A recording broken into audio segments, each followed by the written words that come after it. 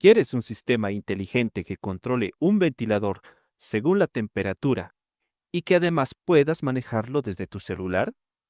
En este video te mostraré cómo hacer exactamente eso utilizando un ESP32, un sensor de HT11, un módulo relé y un ventilador. Todo esto controlado desde una página web, y lo mejor de todo esto es que lo haremos sin recargar nuestra página, utilizando JSON.